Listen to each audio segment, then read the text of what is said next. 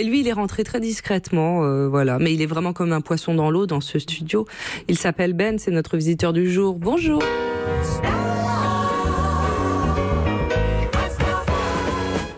Bonjour Daphné. Bonjour. Good morning friends. Hello.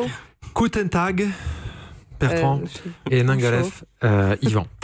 Alors aujourd'hui, je me suis... C'est du Wolof, ça. C'est du Wolof, tout à fait. Merci Ariel, un peu de ce que vous voulez.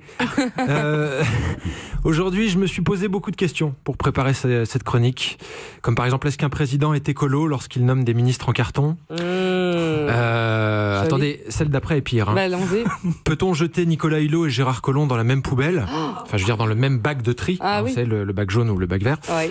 Est-ce que Delphine Bateau peut récupérer des déchets dans l'océan ?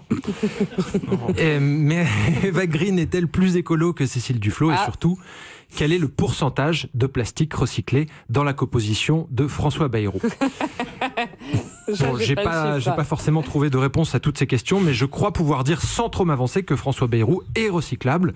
On s'en est déjà aperçu à plusieurs reprises, c'est un peu le Michel Drucker de la politique. François Bayrou, on annonce sa retraite tous les ans et puis finalement, il est toujours là. Alors, en revanche, j'ai décidé volontairement de ne pas répondre à la question suivante. Avec quelle race de chien peut-on faire un doggy bag ?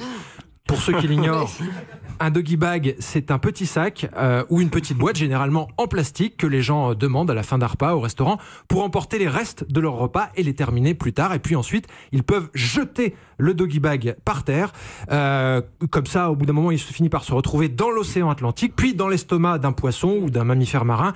À moins, bien sûr, que Yvan Bourgnon ne passe par là avec son bateau pour le ramasser. Bonjour Yvan. Alors, vous êtes ici ce matin pour nous parler d'écologie, plus précisément d'une catastrophe écologique planétaire, la pollution plastique océanique. Je fais un petit rappel de chiffres parce que j'avais pas trop d'idées marrantes. Donc la pollution plastique, c'est 9 millions de tonnes de plastique versées dans les océans chaque année, 100 000 mammifères marins tués, 1400 espèces marines impactées et à peu près 7 milliards et demi de personnes sur Terre qui n'en ont pas grand-chose à faire. Et moi, quand j'ai découvert votre projet de bateau ramasse plastique, je me suis dit mais c'est génial, on doit en parler dans tous les journaux. Et en fait... pas du tout. Non. Il y a tout un tas d'articles passionnants sur Roland Garros, Koh-Lanta et la baisse de la TVA dans la restauration.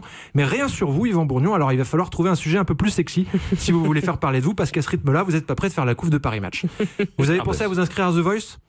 Alors, il y a quand même un article passionnant que j'ai lu qui se rapproche un petit peu de votre projet. C'est dans un journal dont je ne peux vraiment pas citer le nom parce que je prépare un nouveau spectacle et j'aimerais bien me laisser une chance d'avoir un article dans Le Monde.